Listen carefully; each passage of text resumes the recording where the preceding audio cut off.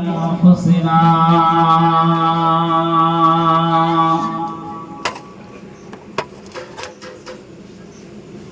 ومن سيئات أعمالنا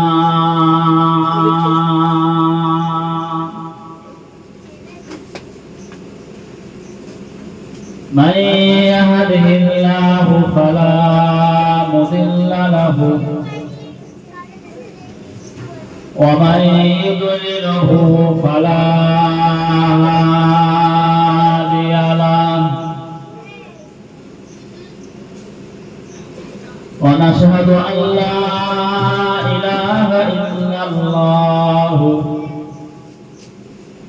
وحده لا شريك له ونشهد أن سيدنا وحبيبنا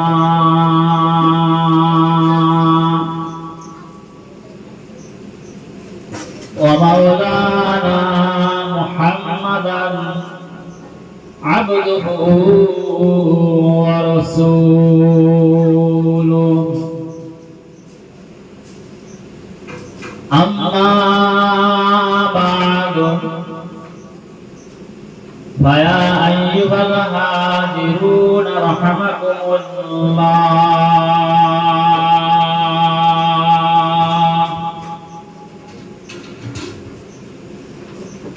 وقال الله تعالى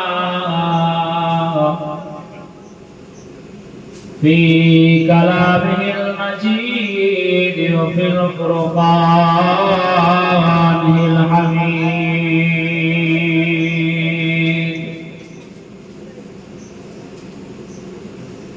إن الله وملائكته يصلون على النبي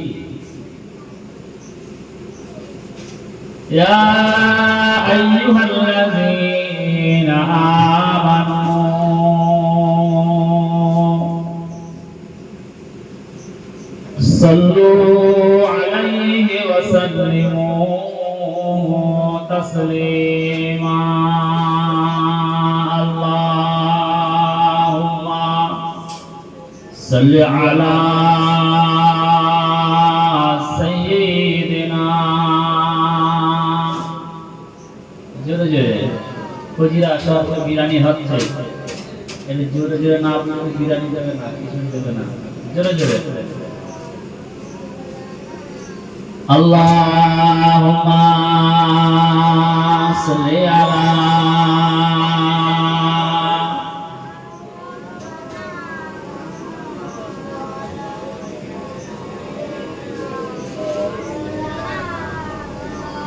खिदमत है जिसी का मरीजों में है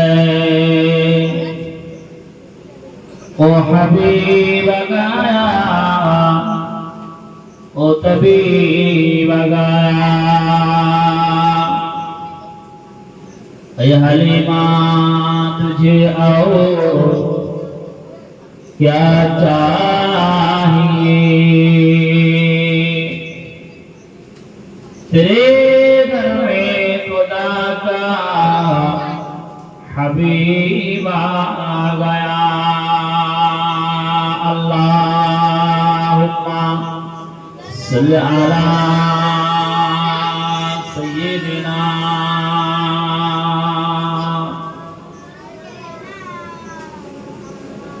व अला आलि सय्यिदिना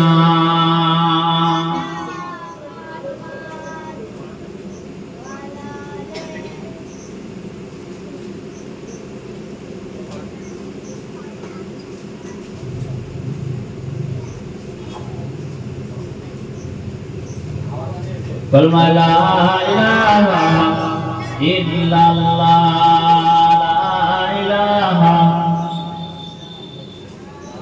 ला इलाहा इल्लल्लाह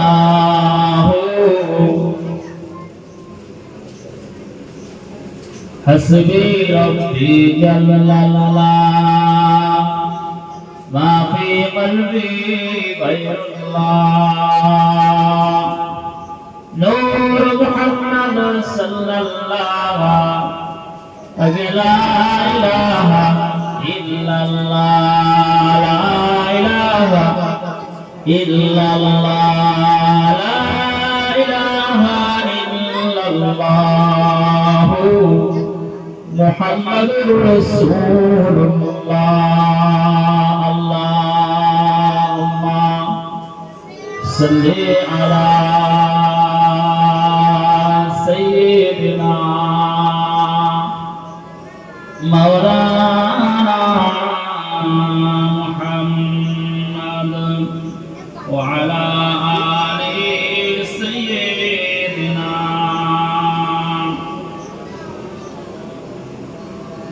وقال الله تعالى في كلامه المجيد وفي الفرقان الحميد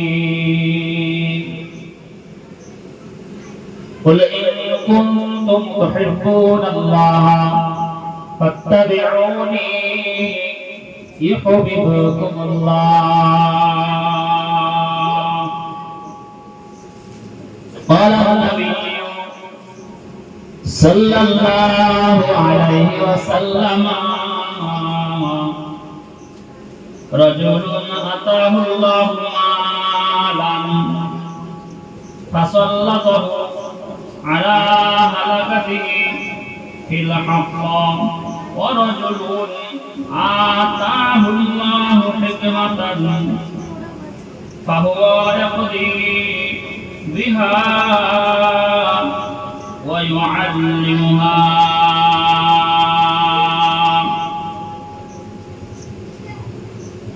وقال الله تعالى أيضا في كتابه مخبرا وآمرا والذين جاهدوا فينا لنهدينهم سبلنا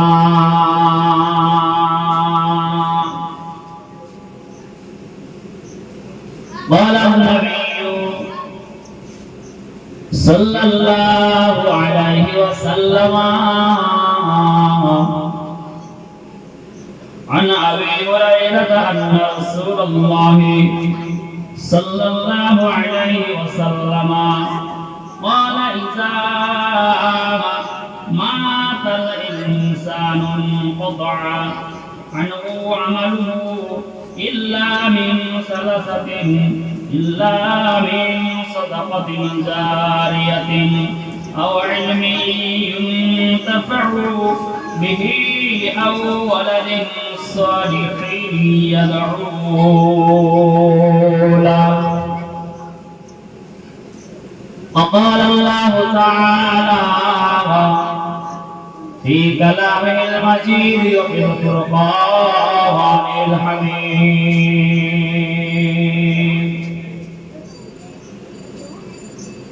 ألا إن أولياء الله لا خوف عليهم ولا هم يحزنون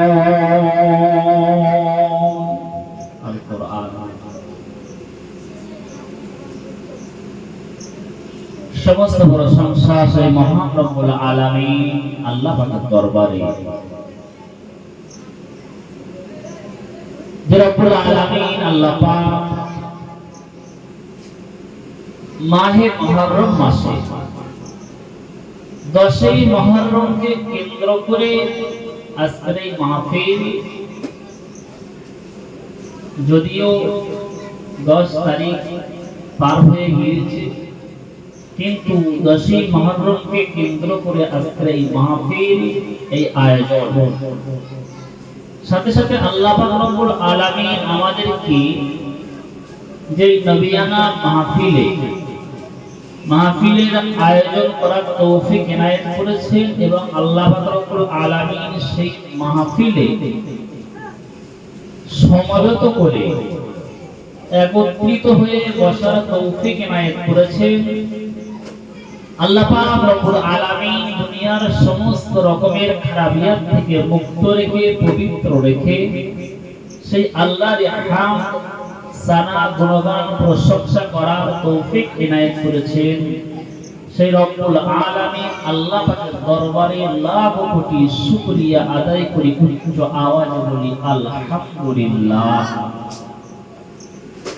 তারপরে পরে জানা কিনা সৃষ্টি করলে আকাশ বাতাস পাহাড় পর্বত চন্দ্র সূর্য গ্রহ নক্ষত্র কলকায় না কিছুই সৃষ্টি হতো না, এমনকি আমি আপনি সৃষ্টি হতাম না।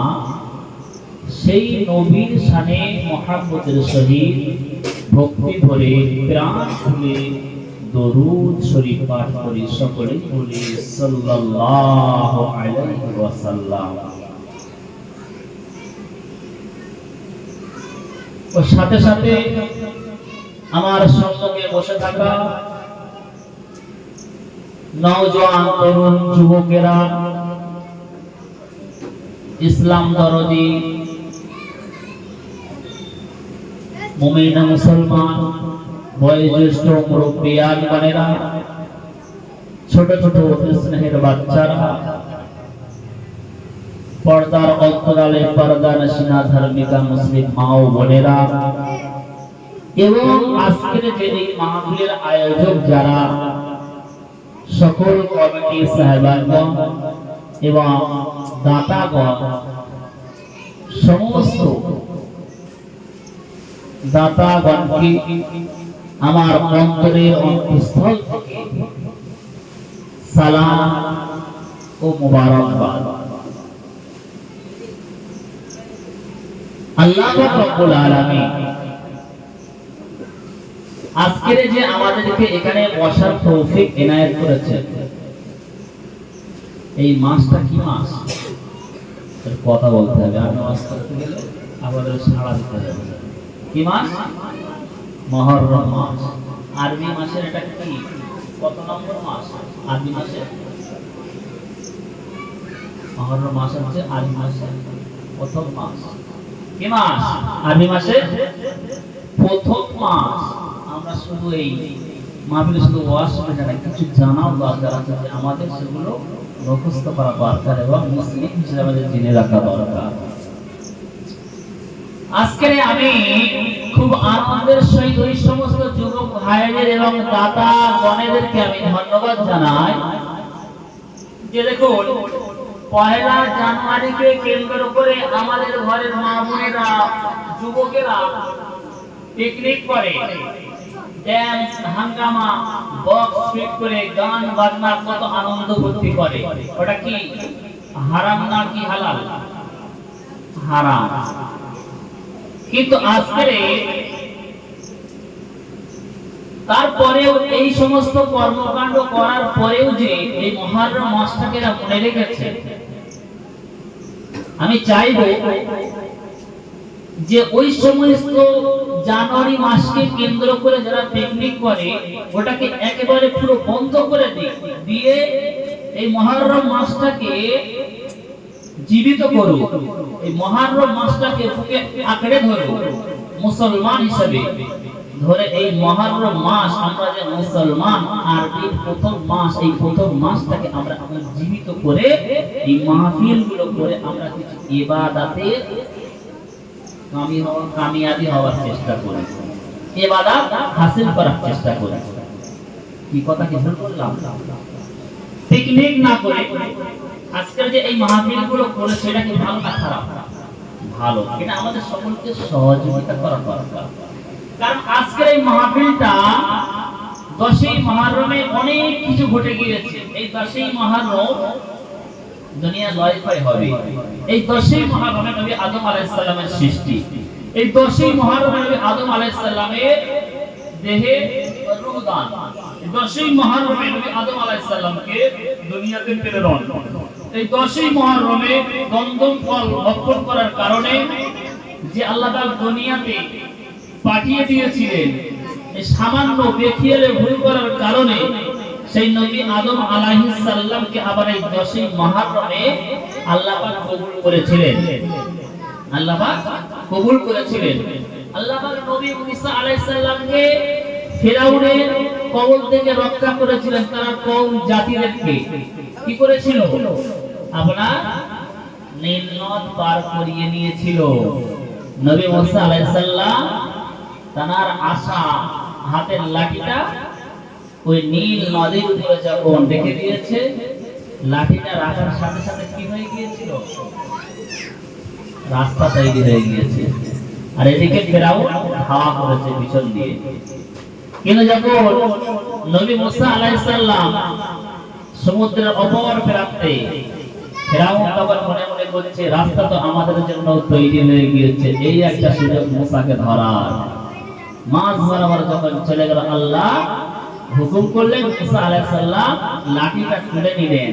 তুলে নেওয়ার সাথে সাথে কি হয়ে গেল? পানি যেমন তেমন হয়ে গেল।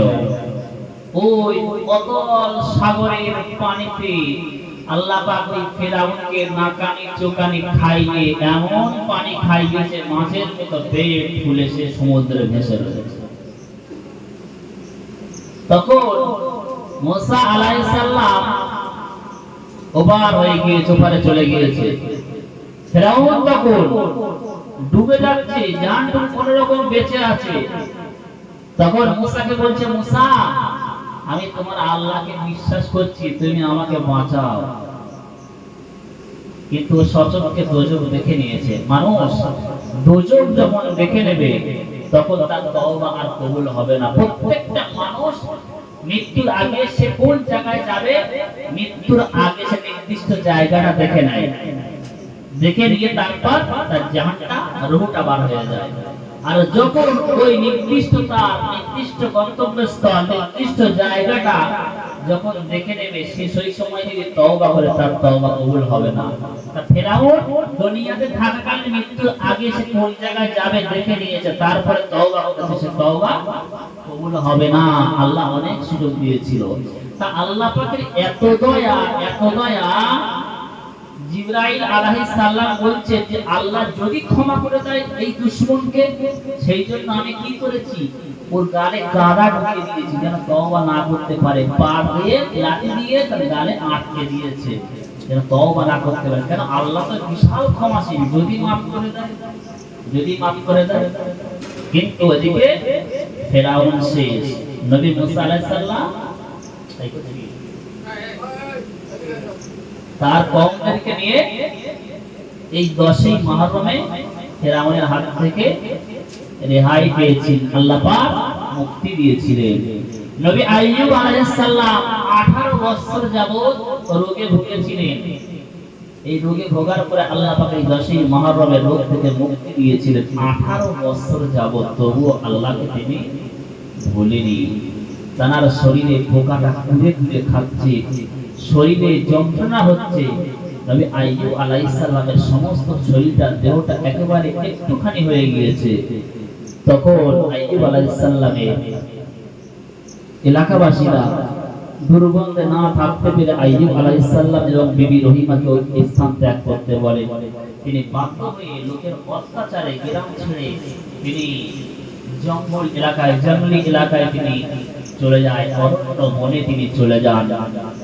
স্ত্রী স্বামীকে নিয়ে, নবী আইয়ুব আলাইহিস সালামকে নিয়ে, মানে এতটাই রুগ্ন, এতটাই হালকা হয়ে গিয়েছে। বিবি রহিমা একটা নারী, একটা মহিলা, নিজের স্বামীকে কোলে করে নিয়ে যেতে কোনো অসুবিধা হচ্ছে না। তার কতটা হালকা হয়ে গিয়েছে, কতটা কমে গিয়েছে। তবুও নবী আইয়ুব আলাইহিস সালাম আল্লাহকে একটা কথাই বলেছিলেন, আল্লাহ তুমি আমার সমস্ত শরীরটাকে আল্লাহ তুমি পচন ধরিয়ে শেষ করে দাও, আল্লাহ আমার জবানটাকে ভালো রেখো। কেন? আমি যদি আমার জবানটা শেষ হয়ে যায়, তোমার মধুমাখার নামটা আমি আর উচ্চারণ করতে পারবো না। জোরে বলে সুবহানাল্লাহ। তোমার যে মধুমাখা নাম, এই মধুমাখার নামটা আমি উচ্চারণ করতে পারবো না। আল্লাহ তুমি শুধু আমার জবানটাকে ভালো রেখে দাও। তারপরে নবী আইয়ুব আলাইহিস সালাম আল্লাহর প্রতি অসন্তুষ্ট হয়নি। এই 18 বছর, দীর্ঘ 18 বছর পরীক্ষা, লম্বা চওড়া সময়, এত বছর পরীক্ষা করে আল্লাহ পাক রব্বুল আলামিন তারপরে 18 বছর পরে তার শরীরটাকে আল্লাহ 18 বছরের যুবকের ন্যায় সুদর্শন সুঠাম একটা যুবকে আল্লাহ পাক পরিণত করে দিয়েছিলেন। জোরে বলুন, জোরে বলবেন না সুবহানাল্লাহ। তাহলে এই মুহররম মাসে অনেক কিছু ঘটে গিয়েছে আর ঘটবে। এই 10ই মুহররম মাসে ক্ষয় হবে এই দুনিয়া। তাহলে এই 10ই মুহররমে একদিকে আমাদের জন্য একটা দিক আছে, শিক্ষার দিক। সেটা কি? আমরা যা গুনাহ তো করেছি, এই 10ই মুহররম বা এই মুহররম মাসে আল্লাহ পাকের দরবারে যদি আমাদের নিজেদের গুনাহের দিকে তাকিয়ে অনুশোচনা করি, তওবা করি, আল্লাহ পাক কবুল করবেন। নবীদের দোয়াকে কবুল করেছিলেন। নবী আদম আলাইহিস সালাম আমাদের কি? নবী আদম আলাইহিস সালামের কে? আদি পিতা। কে আমাদের? আদি পিতা। সে আদি পিতার দোয়াকে কবুল করেছেন, তারই তো আমরা সন্তান। তাহলে আমাদের দোয়াটা, আমাদের তওবা তো আল্লাহ কবুল করবেন মুহররম মাসে। এটা আমাদের একটা শিক্ষার বিষয় এবং আমাদের জন্য সবচেয়ে রাস্তা এখনো খোলা আছে তওবা করার। দ্বিতীয় নম্বর হচ্ছে এই 10ই মুহররমে আল্লাহ পাক দুনিয়া লয় করবে, শেষ করবে, মহাপ্রলয় ঘটবে, ধ্বংস হয়ে যাবে। তাহলে এই 10ই মুহররম যখন আসবে আমাদের মনে একটা ভীতি, ভয়, ভীতি সঞ্চার হওয়া দরকার যে আল্লাহ পাক এই 10ই মুহররমে আমাদেরকে ধ্বংস করে দেবেন, তার আগে আগে কিছু আমল ইবাদত করি। আর যখন এই 10ই মুহররমে দুনিয়া ধ্বংস হয়ে যাবে তখন কোনো ঈমানদার থাকবে না। যতক্ষণ পর্যন্ত একটা ঈমানদার থাকবে ততক্ষণ পর্যন্ত দুনিয়া ধ্বংস হবে না। তাহলে আমাদের ভাবতে হবে যে এই দুনিয়া ধ্বংসের আগে যেন আমরা ঈমান তাজা করতে পারি, আমল ইবাদত করতে হবে, সেদিকে আমাদের খেয়াল রাখা দরকার, ভয় ভীতি অন্তরে থাকা দরকার। তৃতীয় নম্বর হলো যে এই 10ই মুহররমে কারবালার প্রান্তরে নবীর নাতি ইমাম হুসাইন রাদিয়াল্লাহু তাআলা আনহু তিনি সত্যের জন্য, ন্যায়ের জন্য, ইনসাফের জন্য তিনি খিলাফতের দাবিদার ছিলেন। তবুও তথাপিও দুশমনেরা, মুনাফিকরা তারা কি করেছিল? ইমাম হুসাইনকে কুফায় ডেকে এনে ইমাম হুসাইনকে তারা শহীদ করেছিল এই কারবালার প্রান্তরে। সেটাও 10ই মুহররম। ইমাম হুসাইন হয়েছে শহীদ, দিয়েছে জীবন, জান মাল কুরবানি করে দিয়েছে। তার জীবনটাকে দিয়ে আমাদেরকে ধন্য করে রেখে গিয়েছে। হাসরের ময়দানে ওই ইমাম হুসাইন রাদিয়াল্লাহু তাআলা আল্লাহ পাকের দরবারে বলবেন, আল্লাহ আমার নানাজানের গুনাহগার উম্মতকে তুমি maaf করে দাও, আর যারা আমাদেরকে কতল করেছে, শহীদ করেছে, তাদেরকে ক্ষমা করে দাও। তাদের শাস্তি চাই না, বিনিময়ে তাদেরকে আমার নানাজানের গুনাহগার উম্মতকে maaf করে দাও। বলুন সুবহানাল্লাহ। তাহলে তানাদের শহীদ, তানাদের বলিদান, আত্মত্যাগ আমাদের জন্য কি? নাজাত। কি আমাদের জন্য? নাজাত। তারা করে গিয়েছে কষ্ট আর আমরা আছি সুখে। তারা করে গিয়েছে নামাজের জন্য, ইনসাফের জন্য, ন্যায়ের জন্য, আত্মদান, বলিদান, তারা জীবনটাকে সবকিছু দিয়ে দিয়েছে, বিলিয়ে দিয়েছে ইসলামের জন্য। আর আমরা সুখে শান্তিতে থাকার পরে সে আল্লাহকে আমরা নাফরমানি করি, সে আল্লাহর আদেশ অনুযায়ী আমরা চলি না। তাহলে তাদের কষ্টটা আমাদের কাছে কি মনে হয়? তাদের কষ্টের দাম কি আমরা দিতে পারছি? দিতে পারি না। এই ইমাম হুসাইন রাদিয়াল্লাহু তাআলা এই বিষয় নিয়ে আলোচনা করতে, কারবালার বিষয় নিয়ে আলোচনা করতে। তা ইমাম হুসাইন রাদিয়াল্লাহু তাআলা তার আগে, অনেক আগে থেকে এই সমস্যাটা ছিল। কি সমস্যা? হযরত আলী রাদিয়াল্লাহু তাআলা এর জামানা থেকে, তিনি যখন খলিফা ছিলেন তখন থেকে এই আন্দোলনটা ছিল। হযরত উসমান রাদিয়াল্লাহু তাআলা কে শহীদ করে দেন। বিদ্রোহীরা অতর্কিতভাবে আক্রমণ করে হযরত উসমান রাদিয়াল্লাহু তাআলা কে 656 খ্রিস্টাব্দে 17ই জুন 656 খ্রিস্টাব্দে 17ই জুন হযরতে ওসমান রাদিয়াল্লাহু তাআলা কে শহীদ করে। আর 23 জুন 6 দিন পরে হযরত আলী রাদিয়াল্লাহু তাআলা খেলাফতের মসনদে বসেন। তার ইচ্ছা ছিল না। আর হযরত আলী রাদিয়াল্লাহু তাআলা তাকে ইমাম হুসাইনের কে হয় রাদিয়াল্লাহু তাআলা পিতা আব্বাজান। ইমাম হুসাইনের কে আলী রাদিয়াল্লাহু তাআলা কে হয় আব্বাজান। তাই আলী রাদিয়াল্লাহু তাআলা যখন খেলাফতের মসনদে বসেন তখন বিদ্রোহীরা মেনে নিতে পারছে না। জুবাইর, আমর ইবনে আস, মুগিরা ইবনে শুবা, এই সমস্ত ব্যক্তিবর্গ এবং মুয়াবিয়া, আমিরে মুয়াবিয়া, এরা মেনে নিতে পারছে না। কি করলো এরা? মেনে নিতে না পারার কারণে এরা মনে মনে ভাবলো যে আমরা যদি খলিফা হয় খুব ভালো হবে। কুফাবাসীরা জুবাইর রাদিয়াল্লাহু তাআলা কে প্রস্তাব দিচ্ছে, মিশরীয়রা হযরত আলী রাদিয়াল্লাহু তাআলা কে খলিফা হিসেবে মানতে চাইছে। বসরাবাসীরা আমর ইবনে আস, তালহা রাদিয়াল্লাহু তাআলা কে খলিফা হিসেবে মানতে চাইছে। কিন্তু আলী রাদিয়াল্লাহু তাআলা ইচ্ছা নেই যে তিনি খলিফা হবেন, কিন্তু বন্ধু বান্ধব, আত্মীয় স্বজন, ভক্ত, অনুরাগীদের চাপে তিনি খেলাফতের দায়িত্ব তিনি নিলেন। নেওয়ার পরে এই জুবাইর, আমর ইবনে আস এরা কি করলো? এদের মাথায় মানে বিদ্রোহ করার জন্য, আলীর বিরুদ্ধে উঠে পড়ে লাগার জন্য, চক্রান্ত করার জন্য এরা কি করলো? সেই সময় আম্মা জান হযরত আয়েশা সিদ্দিকা রাদিয়াল্লাহু তাআলা আনহা মক্কায় ছিলেন হজের উদ্দেশ্যে। ওই সময় দল ভারী করার জন্য চলে গেলেন, ওই রাস্তায় রওনা দিলেন। রওনা দেওয়ার পরে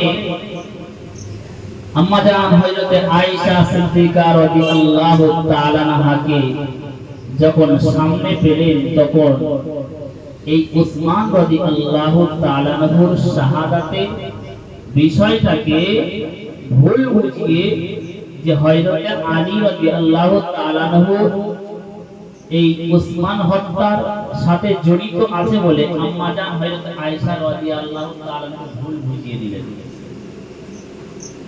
আয়েশা রাদিয়াল্লাহু তাআলা আনহাকে ভুল বুঝিয়ে দিলেন, কিন্তু আদেও হযরত আলী রাদিয়াল্লাহু তাআলা আনহু এই হত্যার পিছনে কোনো জড়িত ছিল না, কোনো সংযোগ ছিল না। শুধুমাত্র বিদ্রোহ করার জন্য, উস্কানি দেওয়ার জন্য, ফাসাদ বাঁধানোর জন্য, মুসলিম সাম্রাজ্যে অশান্তি বিশৃঙ্খলা ঘটানোর জন্য এই চক্রান্ত। আর খলিফার পদ, আসল, এটাই তারা চেয়েছিল। তো হযরত আলী রাদিয়াল্লাহু তাআলা খুব বিচক্ষণ, বুদ্ধিমান ব্যক্তি। তিনি কি করলেন? আম্মা জান হযরত আয়েশা সিদ্দিকা রাদিয়াল্লাহু তাআলা আনহাকে তিনি বোঝালেন, বুঝিয়ে বললেন। বোঝানোর পরে আম্মা জান হযরত আয়েশা সিদ্দিকা রাদিয়াল্লাহু তাআলা আনহা তিনি বুঝে গেলেন। কিন্তু তারপরে এই সমস্ত ব্যক্তিরা উস্কানি দিয়ে, ভুলভাল বুঝিয়ে, নারী জাতি তো মনটা নরম, বিশ্বাস করে নিলেন। বিশ্বাস করে নেওয়ার পরে 1500 সৈন্য নিয়ে এবং হযরত আলীর বিরুদ্ধে বিদ্রোহ ঘোষণা করে, যুদ্ধ ঘোষণা করে ওই সমস্ত ব্যক্তিরা। কিন্তু এদিকে মুয়াবিয়া হযরতে আলীর খেলাফতটাকে মানতে নারাজ। এই মানবে না বলে, মানছে না বলে, বিদ্রোহ করছে বলে তিনি সিরিয়ার দিকে যাওয়ার জন্য প্রস্তুতি নিচ্ছিলেন। সিরিয়ার গভর্নর ছিলেন আমিরে মুয়াইবিয়া। আমিরে মুয়াইবিয়া ছিল সিরিয়ার গভর্নর।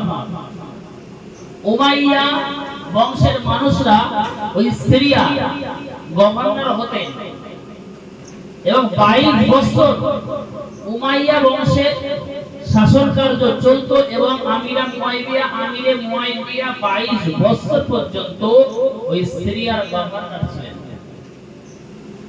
তিনি কিন্তু আলীকে খলিফা হিসেবে মেনে নিতে রাজি নন।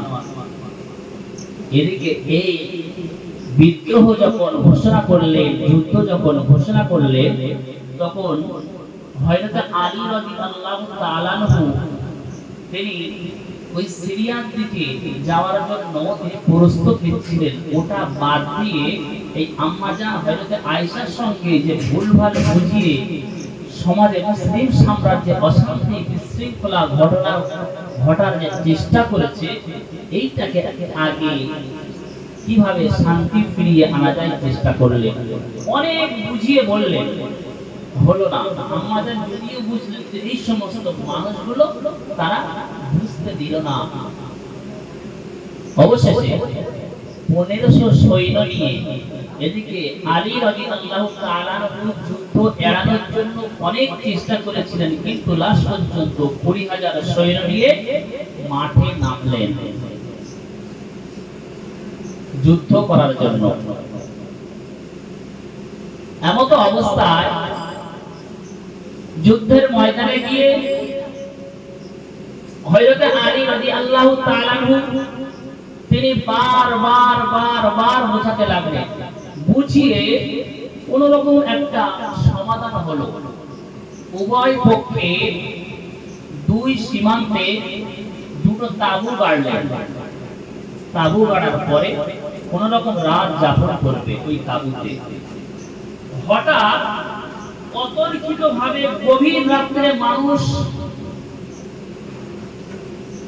ঘুমে নিদ্রায় অচেতন, ঘুমের ঘরে আছে, অতর্কিতভাবে মুনাফিক ইবনে সাবার তিনি কি করলেন, এই উভয় তাঁবুতে মারামারি শুরু করে দিলেন, হট্টগোল শুরু করে দিলেন। এবার অন্ধকার রাত, নিজেদের মধ্যে ভুল বুঝাবুঝি মনে করে যে ওরা আমাদেরকে মেরেছে, আর ওরা মনে করছে কি ওরা আমাদেরকে মেরেছে। ওই গভীর রাত্রে শুরু হয়ে যায় যুদ্ধ। এই যুদ্ধ শুরু হয়ে যাওয়ায় এই যুদ্ধটা 7 দিন চলেছিল। এই গভীর রাত্রে যুদ্ধ হওয়ায় কি হলো, আমর ইবনে আস, জুবাইর এদের কানে পৌঁছে যায় যে হযরত আলী রাদিয়াল্লাহু তাআলা আনহু সৈন্যরা আমাদের তাঁবুতে আক্রমণ করেছে। কিন্তু আলী রাদিয়াল্লাহু তাআলা আনহু সৈন্যগণ এবং তিনি এই কাজ করেননি। হযরত আলী রাদিয়াল্লাহু তাআলা আনহু ওই সময় হযরত আলী রাদিয়াল্লাহু তাআলা আনহু যুদ্ধে জড়িয়ে গেলেন। যুদ্ধে জড়িয়ে যাওয়ার পরে বিশাল ভাবে যুদ্ধ শুরু হয়ে গেল। যুদ্ধ শুরু হয়ে যাওয়ার পরে হযরত আলী রাদিয়াল্লাহু তাআলা তার সৈন্যরা, বীর যোদ্ধারা যুদ্ধ শুরু করতে করতে এমন একটা পর্যায়ে পৌঁছে গেল, ওদিকে আমর ইবনে আস, জুবাইর তারা হেরে যাওয়ার মতো পর্যায়ে পৌঁছে গিয়েছে। কোন রকম প্রাণে বাঁচার জন্য ময়দান ছেড়ে পালিয়ে যাচ্ছে। ও ভাইজানেরা, ও জওয়ানেরা, যুবকেরা, মুরব্বিয়ানেরা, আল্লাহ নবীর সাহাবী হযরত আলী রাদিয়াল্লাহু তাআলা সঙ্গে সঙ্গে ঘোষণা করে দিলেন, ও সাহাবারা বাবারা শুনে রেখে দাও, জেনে রেখে দাও, তোমরা কোনো অবলা নারী, কোনো অবলা ব্যক্তি, নিষ্পাপ মানুষদেরকে তোমরা কোন রকমের ক্ষতি করবে না। যারা পালিয়ে যাচ্ছে তাদেরকে আক্রমণ করবে না। ও নবীর সাহাবারা শুনে রেখে দাও, জেনে রেখে দাও, যারা পালিয়ে যাচ্ছে তাদেরকে আক্রমণ করবে না, তাদেরকে বন্দী করবে না। এইভাবে হযরত আলী রাদিয়াল্লাহু তাআলা যুদ্ধ এড়ানোর বহু চেষ্টা করলেন, যুদ্ধ এড়িয়ে গেলেন। এইভাবে কোন রকম যুদ্ধটা শেষ হলো।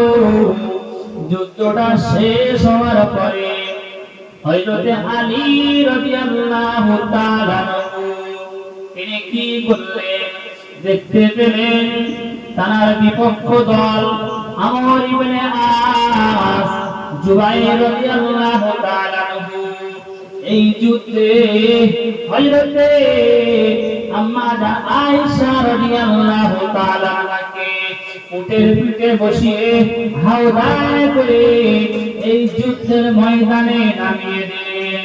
এই যুদ্ধের ময়দানে নামিয়ে দেওয়ার কারণ হলো একটাই, যে ওই সমস্ত বীর যোদ্ধাদের মনোবল বাড়িয়ে দেওয়ার জন্য। যে আম্মা জান হযরত আয়েশা সিদ্দিকা রাদিয়াল্লাহু তাআলা আনহা যদি নেতৃত্ব দেন, পরিচালনা করেন, তাহলে বীর যোদ্ধাদের মনোবল বেড়ে যাবে। এই না মনে করে হযরত আম্মা জান আয়েশা সিদ্দিকা রাদিয়াল্লাহু তাআলা আনহাকে যুদ্ধের ময়দানে নামিয়ে দিলেন। ও ভাইজানেরা, ও জওয়ানেরা, যুবকেরা, ও মুরব্বিয়ান ভাইরা, হযরত আলী রাদিয়াল্লাহু তাআলা সব কিছু দেখতে পেলেন, সব কিছু কৌশল বুঝতে পারলেন। একজন সাহাবী তিনি আম্মা জানকে লক্ষ্য করে বলতে লাগলেন, ও আম্মা জান, এইভাবে অকারণে যুদ্ধ করা উচিত নয়, এইভাবে যুদ্ধ করা যায় না। তবুও আম্মা জান হযরত আয়েশা সিদ্দিকা রাদিয়াল্লাহু তাআলা আনহা নিরুপায় হয়ে যুদ্ধের ময়দানে নেমে গেলেন। এমন অবস্থায় হযরত আলী রাদিয়াল্লাহু তাআলা তিনি ঘোষণা করে দিলেন, ও নবীর সাহাবারা, যাও যাও, চলে যাও, চলে যাও, চলে যাও।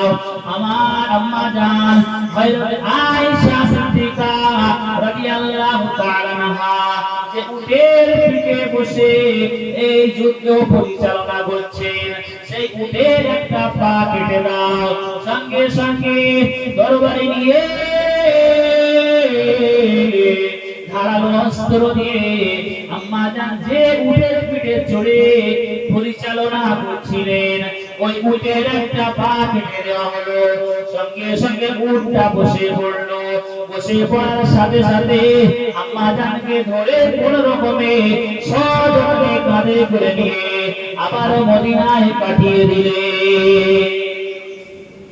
মদিনায় পাঠিয়ে দিলেন।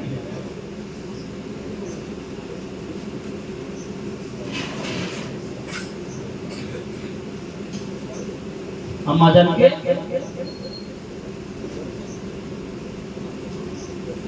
মদিনায় পাঠিয়ে দিলেন। মদিনায় যখন পাঠিয়ে দিলেন, কোন রকম বুঝিয়ে যুদ্ধটা শেষ হলো। যুদ্ধটা শেষ হওয়ার পরে আম্মা জানকে বোঝানো হলো, এই যুদ্ধে কম বেশি 40,000 অকারণে নবীর সাহাবা মুসলমানরা শহীদ হয়েছিল। তার 9 মাস পরে সিফফিনের যুদ্ধ শুরু হয়। তার 9 মাস পরে সিফফিনের যুদ্ধ মুয়াবিয়ার সঙ্গে। কি রকম ভাবে? ওই মুয়াবিয়া হযরত আলী রাদিয়াল্লাহু তাআলা আনহুর খেলাফতটা মেনে নিচ্ছে না। আর এই সমস্ত ব্যক্তিদেরকে অপসারণ করে তাদেরকে যে সমস্ত পদ গভর্নর পদে তারা নিযুক্ত ছিলেন তাদেরকে গভর্নর পদ থেকে তাদেরকে সরিয়ে দেওয়া হয়। কেন? তারা সরকারি অর্থ সম্পদ ব্যক্তির স্বার্থে তারা খরচ করছিল। যখন তিনি জানতে পারলেন তাদেরকে ওই সমস্ত পদ থেকে সরিয়ে দিলেন। যখন সরিয়ে দিলেন তারা রেগে ফেটে মানে চড়াও হয়ে গেলেন, রাগে ক্রোধে ফেটে পড়লেন যে আলীর বিরুদ্ধে বিদ্রোহ করতেই হবে, যুদ্ধ করতেই হবে। রাগ, এটা বিশাল রাগ। এই সিফফিনের যুদ্ধ, জঙ্গে জামালের যুদ্ধের পরে এই সিফফিনের যুদ্ধটা 9 মাস পরে হয়। এই যুদ্ধে বিদ্রোহী আমিরে মুয়াবিয়া তার নেতৃত্বে লোক নিয়ে সিফফিন প্রান্তরে ইরাক ও সিরিয়ার মধ্যবর্তী স্থান ইউফ্রেটিস নদীর পশ্চিম তীরে জুলাই মাসে এই যুদ্ধটা হয়। এই যুদ্ধটা শুরু হয়। যুদ্ধ যখন শুরু হচ্ছে, শুরু হওয়ার সাথে সাথে তারাও হেরে যাচ্ছে। কোন রকম প্রাণ করে বাঁচার লক্ষ্যে তারা পালিয়ে যাচ্ছে। কিন্তু সিরিয়ার মানুষ, তারা তো আমিরে মুয়াবিয়া সিরিয়ার গভর্নর ছিলেন, তার অনুরাগী ভক্তবৃন্দ আছে। তারা একটা কৌশল অবলম্বন করলেন। কি কৌশল? যে যখন দেখছে আমরা হেরে যাব, তখন কি করলেন? বর্ষার আগায় কোরআন শরীফ দিয়ে, বর্ষার আগায় কোরআন শরীফ দিয়ে দিলেন। দিয়ে বলছে যে আমরা আজ যুদ্ধ চাই না, এই কোরআন শরীফ আমাদের সমাধান, মীমাংসাকারী। এই কোরআনের নির্দেশিত আইন আমরা মেনে এই সমাধান, এই ফয়সালা করব। হযরত আলী রাদিয়াল্লাহু তাআলা তিনি দেখতে পেলেন এরা মুনাফিক, এরা বলছে, মুখে বলছে কিন্তু অন্তর থেকে বলে না। তিনি যুদ্ধ চালিয়ে যেতে বললেন। হযরত আলী রাদিয়াল্লাহু তাআলা তিনি যুদ্ধ চালিয়ে যেতে বললেন। ও আমার নবীর সাহাবারা, তোমরা যুদ্ধ চালিয়ে যাও, তোমরা এদের কথা মোটেও বিশ্বাস করো না। হযরতে আলী রাদিয়াল্লাহু তাআলা বারবার চাপ দেওয়ার পরে তারা যেন মনে মনে ভাবতে লাগলেন। হযরতে আলী রাদিয়াল্লাহু তাআলা সৈন্যরা ভাবতে লাগলেন, ভক্তরা এটাই ভাবতে লাগলেন, ওরা যখন বর্ষার আগায় কোরআন বিধিয়ে তারা স্বীকার করছে আর যুদ্ধ করতে চায় না, এই কোরআন হলো আমাদের জন্য ফয়সালাকারী, এই কোরআন শরীফের নির্দেশিত আইন আমরা মেনে চলতে চাই, তখন ওরা যুদ্ধ বন্ধ করে দিলেন। হযরত আলী রাদিয়াল্লাহু তাআলা তখন বারবার তিনি বলতে লাগলেন, যুদ্ধ চালিয়ে যাও, যুদ্ধ চালিয়ে যাও। কিন্তু দেখা গেল আলী রাদিয়াল্লাহু তাআলা দেখতে পাচ্ছেন যে এবার আমি জবরদস্তি করে এর আমার উপর চড়াও হবে। আলী রাদিয়াল্লাহু তাআলা থেমে গেলেন, কোনরকম থেমে গেলেন। এটা সালিসি বৈঠক হবে। কি বললেন? আমি এই মুয়াবিয়া বলে এটা সালিসি বৈঠক হবে, ওই বৈঠকে একটা সমাধান হবে। তা কি বৈঠক হবে, কেমন ভাবে সালিসি বৈঠক হবে? আল আস্তা তাকে পাঠিয়ে দিলেন হযরত আলী রাদিয়াল্লাহু তাআলা, আল আস্তা তুমি যাও, তুমি দেখো তো কিভাবে তারা সমাধান করবে। আমিরে মুয়াবিয়া যখন বললেন, এই দাওমাতুল জামদাল নামে একটা স্থান আছে, ওই স্থানে গিয়ে একটা সালিসি বৈঠক হবে, আমার পক্ষ থেকে থাকবে আমর ইবনে আস, হচ্ছে সেই সময়কার ঝানুপুর রাজনীতিবিদ, কূটনৈতিক ব্যক্তি। এই আমর ইবনে আস আমিরে মুয়াবিয়ার পক্ষে থাকবে, আর এদিকে হযরত আলী রাদিয়াল্লাহু তাআলার পক্ষে থেকে কে থাকবে? আবু মুসা আশআরী রাদিয়াল্লাহু তাআলা একজন সরল সাদাসিধে একজন আল্লাহর নবীর সাহাবী, তিনি থাকবেন। উভয় পক্ষে 400 করে মানুষ থাকবে। ওই সালিসি বইটাকে একটা আলোচনা হবে, কিন্তু তার আগে কি করলেন, আবু মুসা আশআরীর সঙ্গে আমর ইবনে আস গোপনে একটা আলোচনা করলেন। কি আলোচনা? দেখো, এই যে এখন যা পরিস্থিতি, এই মুসলিম সাম্রাজ্যে শান্তি সংহতি বিনষ্ট করার কারণ হলো তিনজন ব্যক্তি। এই তিনজন ব্যক্তিকে যদি সরানো যায় দুনিয়ার বুক থেকে, তাহলে এই মুসলিম সাম্রাজ্যে আবার শান্তি ফিরে আসবে। কে কে? হযরত আলী রাদিয়াল্লাহু তাআলা, আমর ইবনে আস আর আমিরে মুয়াবিয়া, এই তিনজন ব্যক্তিকে দুনিয়া থেকে সরাতে হবে। তারা হযরত আলী রাদিয়াল্লাহু তাআলা কে ছাড়বে না। তাদের মাথায় কি ঢুকে গিয়েছে, কিরকম ভাবে তাদেরকে মগজ ধোলাই করা হয়েছে। এমন সময় দেখা যাচ্ছে হযরত আলী রাদিয়াল্লাহু তাআলা সালিসি বইটাকে যখন পাঠাবে, এদের মধ্যে যখন এই আলোচনা হচ্ছে এবং তারা মনে মনে বলে দিলেন যে এদেরকে, এই দুইজন ব্যক্তিকে এই খলিফার পদ থেকে অপসারণ করতে হবে, দুজনকে বাদ দিতে হবে, নতুন করে আবার নির্বাচন করে খলিফা অন্য কাউকে বসাতে হবে, এদের দুজনকেই বাদ দিয়ে দিতে হবে। এরা দুজনা আলাদাভাবে গোপনে আলোচনা করে নিলেন, তাহলে দুজনকেই তো এই কথা বলতে হবে। ওই যে 400 400 800 লোক থাকবে, ওই সালিসি বইটাকে দুজনকে একই কথা বলতে হবে।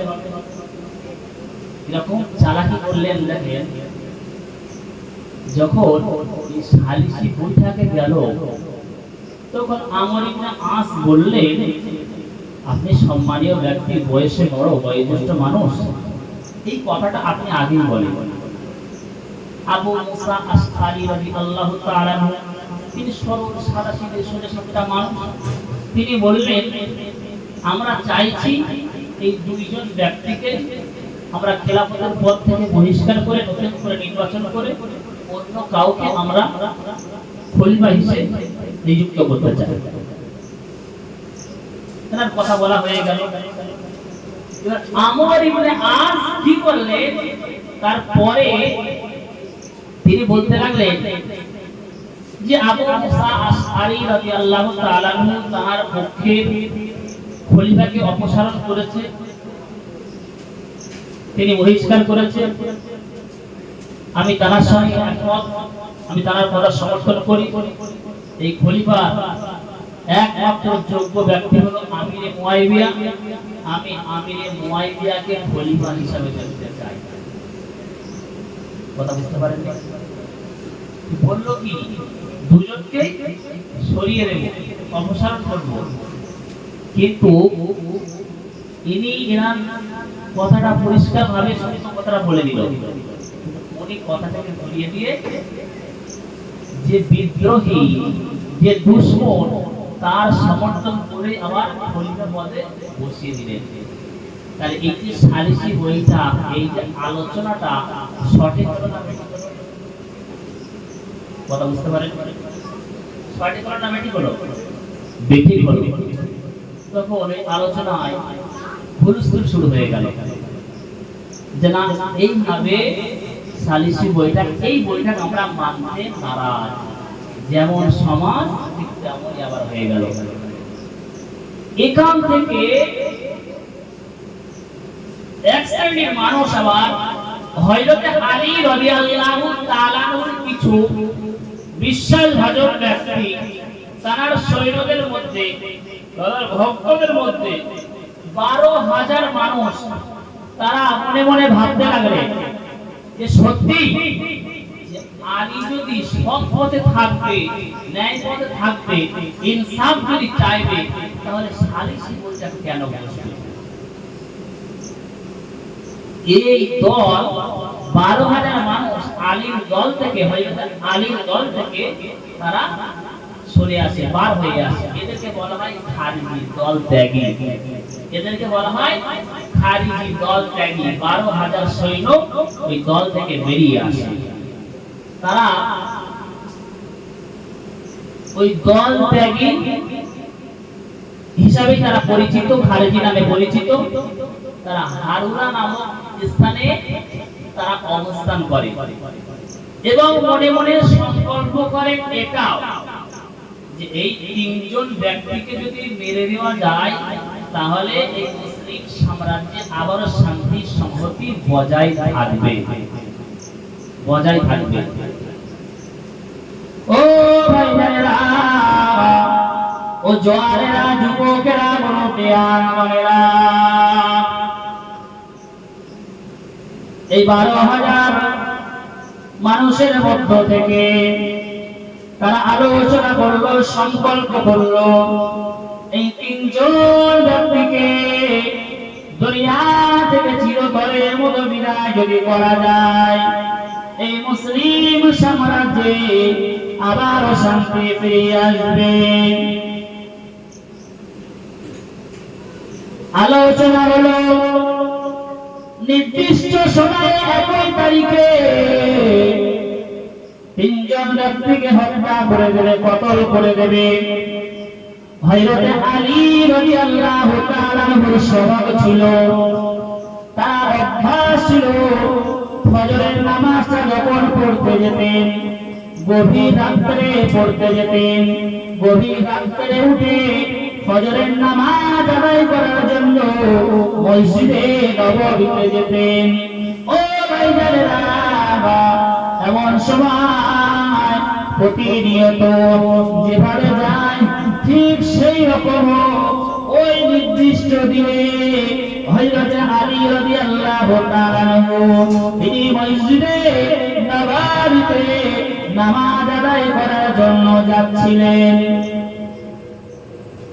আর ওদিকে অপর দুজন, তাদেরকে খুঁজে পাওয়া যায়নি, তারা কোনো রকম প্রাণে বেঁচে গেলেন।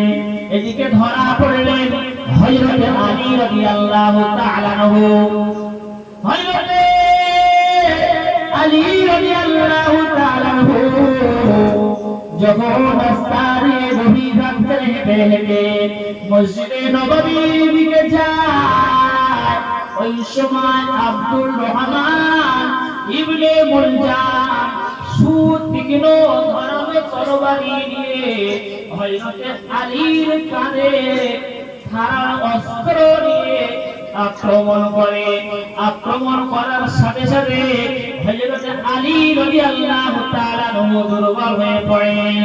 ও ভাইরা, ও জওয়ানেরা, যুবকেরা, বড়রা, একবার নয়, দুইবার নয়, কয়েকবার মারার পরে হযরত আলী রাদিয়াল্লাহু তাআলা আনহু নিস্তেজ হয়ে গেলেন, একেবারে দুর্বল হয়ে গেলেন।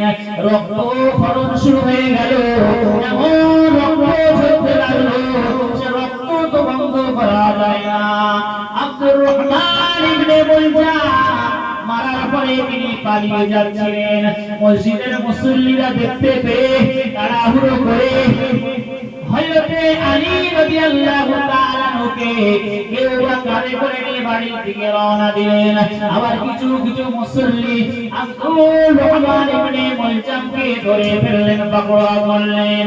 ও ভাইরা, হযরত আলী রাদিয়াল্লাহু তাআলা আনহু তিনি ওই সময় বাড়িতে যখন নিয়ে যাওয়া হলো, বাড়িতে নিয়ে যাওয়ার পরে তিনি তার সন্তান হযরত ইমাম হাসান হুসাইন রাদিয়াল্লাহু তাআলা আনহুমা আজমাইনদেরকে লক্ষ্য করে বলতে লাগলেন, অনেক চিকিৎসা করার পরে যখন রক্ত বন্ধ করা যাচ্ছে না, অবশেষে তিনি বলতে লাগলেন, সন্তানদেরকে ওসিয়ত করলেন, ও আমার প্রিয় সন্তানেরা, শুনে রেখে দাও, জেনে রেখে দাও, শুনে রেখে দাও, জেনে রেখে দাও, খবরদার খবরদার, আব্দুর রহমান ইবনে মুলজামকে তোমরা কোনোভাবেই হত্যা করবে না।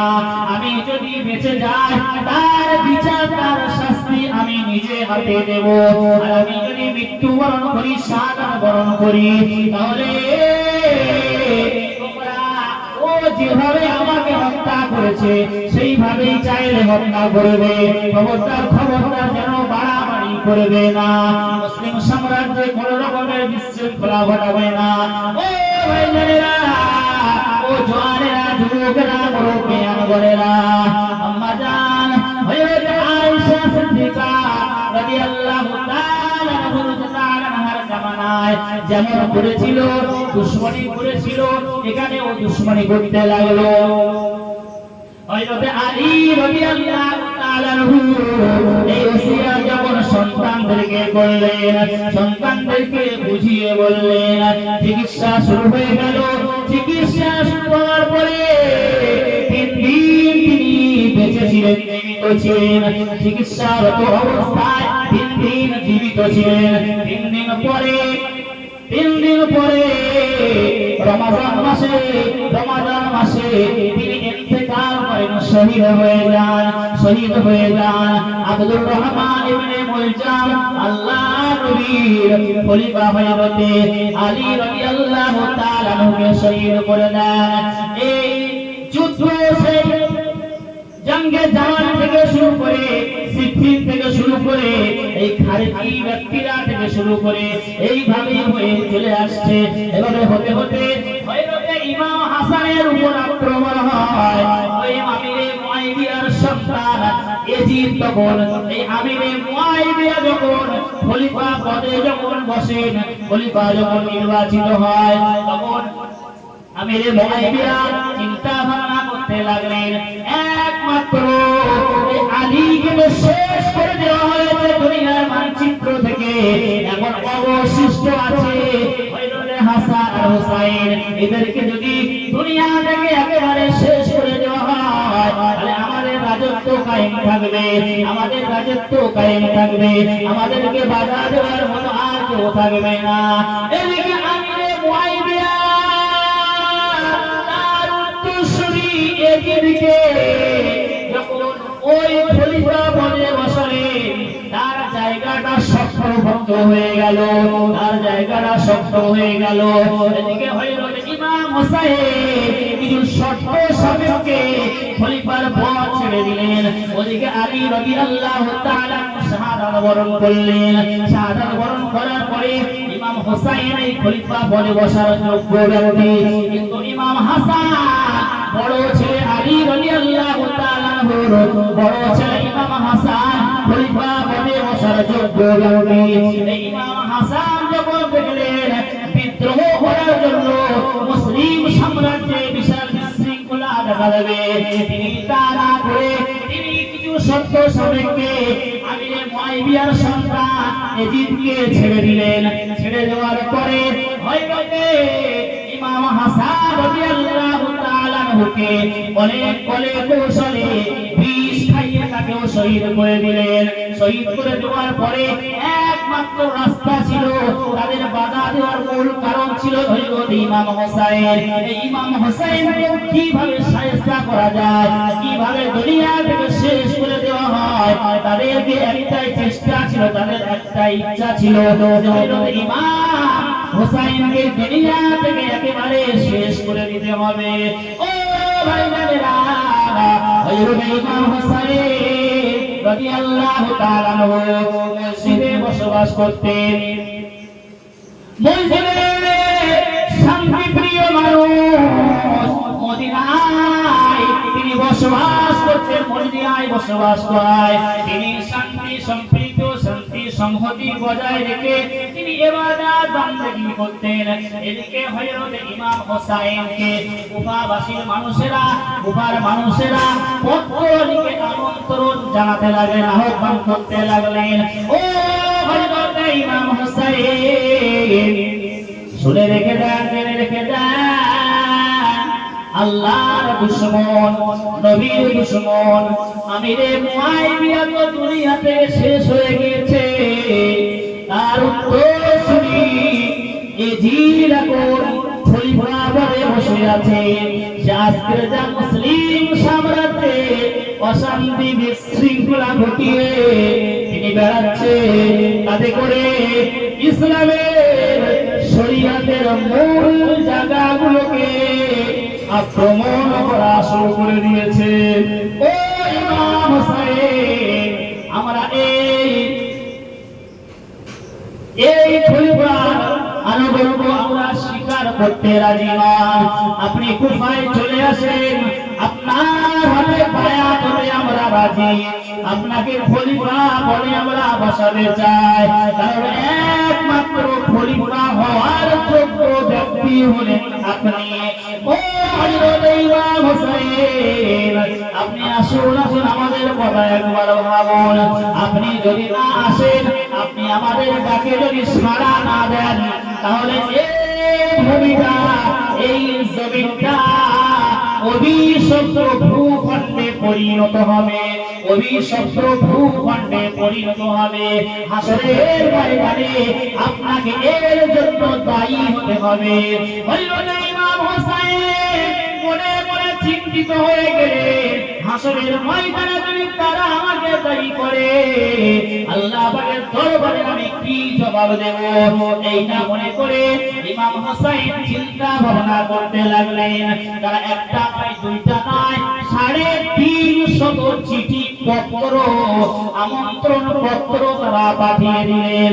ইমাম হোসেন তার সঙ্গী সাথীদেরকে বললেন, ও আমার সঙ্গী সাথীরা, শুনে রেখে দাও, জেনে রেখে দাও, আজকের কুফার মানুষেরা 350 পত্র পাঠিয়ে আমাকে কুফার মানুষেরা আহ্বান করেছে যাওয়ার জন্য। আপনাদের মতামত কি বলুন?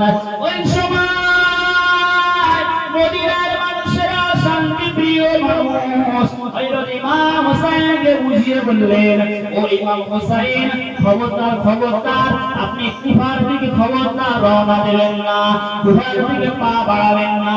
কেননা কুফার মানুষেরা হলো মুনাফিক, তাদের মুখের কথা অন্তরের কথা এক নয়, তারা হচ্ছে চঞ্চল মস্তিষ্কের মানুষ, তারা আবেগের তাড়নায় অনেক কিছু বলে, আবার সঙ্গে সঙ্গে তারা ঠান্ডা হয়ে যায়। ও ইমাম হোসেন, খবরদার খবরদার, আপনি ওদের কথা শুনবেন না, কেননা তোমার আব্বা জান হযরত আলী রাদিয়াল্লাহু তাআলা আনহুকে তারা মেরেছিলেন, তারা তোমার আব্বা জান হযরত আলী রাদিয়াল্লাহু তাআলা আনহুর সঙ্গে দুশমনি করেছে। তোমার বড় ভাই হযরত ইমাম হাসান তার সাথে দুশমনি করেছে। অপর একজন বলতে লাগলেন, ও ইমাম হোসেন, শুনে রেখে দাও, জেনে রেখে দাও, তোমার বড় ভাই হাসানের কথা, ওসিয়াতের কথা স্মরণ করো। তোমার বড় ভাই বারবার বলে দিয়েছে, ভাইজান, ও ইমাম হোসেন, খবরদার খবরদার, কুফার মানুষের কথা যেন তোমরা খবরদার বিশ্বাস করবে না, তাদের মুখের কথা অন্তরের কথা কখনোই এক নয়, খবরদার খবরদার তুমি বিশ্বাস করবে না। ওই পিছনের কথাগুলো হযরত ইমাম হোসেনকে স্মরণ করিয়ে বাধা প্রদান করলেন। ইমাম হোসেন চিন্তা ভাবনা করতে লাগলেন, আবার কিছু লোক বলতে লাগলেন, ও ইমাম হোসেন, যদি আপনার যাওয়ার ইচ্ছা হয়, তাহলে আপনি সমস্ত মানুষদেরকে ডেকে একটা আলোচনা বৈঠক করেন, তাদের মতামত আপনি গ্রহণ করেন। আলোচনা বৈঠক হলো, একজন ব্যক্তি এক এক রকম বলতে লাগলেন, তার সুপরামর্শ তারা দিতে লাগলেন। ও ইমাম হোসেন, খবরদার খবরদার, আপনি যাবেন না, খবরদার যাবেন না। পিছনের কথাগুলো স্মরণ করুন, আপনার পিতা আলীর কথা স্মরণ করুন, ইমাম হাসানের কথা স্মরণ করুন, তাদের সঙ্গে তারা কেমন মুনাফিক দুশমনি করেছে স্মরণ করুন। এমন সময় হযরত ইমাম হুসাইন রাদিয়াল্লাহু তাআলা আনহু তার আলোচনার সভাসদের মতামত যাচাই করার জন্য, তাদের মতামত গ্রহণ করার জন্য কথা বলার অনুমতি দিলেন। একজন বলতে লাগলেন, সেখানে যদি যেতেই হয়, তার আগে একজন ব্যক্তি নবীকে প্রতিনিধি হিসাবে পাঠান, সেখানকার সারা জমিনে পরিস্থিতি পর্যবেক্ষণ করে তারপরে তার পত্র অনুযায়ী, তার চিঠি অনুযায়ী তিনি চিঠিতে লিখবেন যাওয়া যাবে কি না যাওয়া যাবে, সেই পত্রের উপর নির্ভর করে আপনি যাবেন।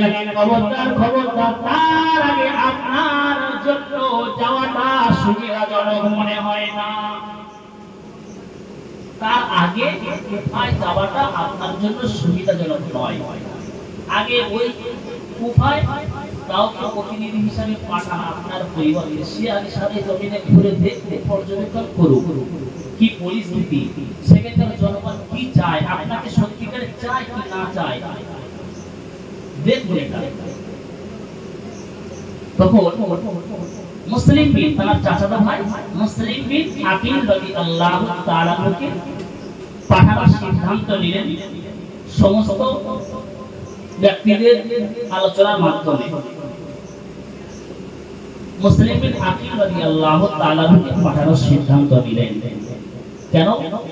তিনি শরীয়তের দিক দিয়ে খুব পণ্ডিত ছিলেন, খোদাভীরু ধর্মভীরু ছিলেন, নেককার ছিলেন, সৎ ছিলেন।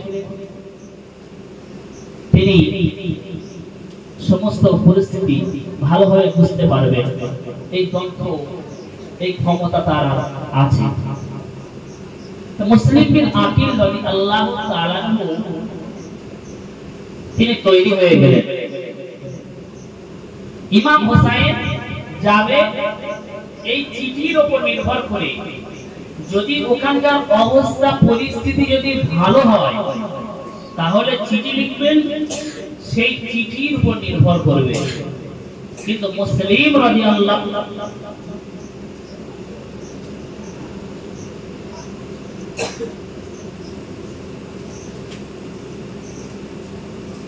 দরুদ পড়ে আল্লাহুম্মা সাল্লি আলা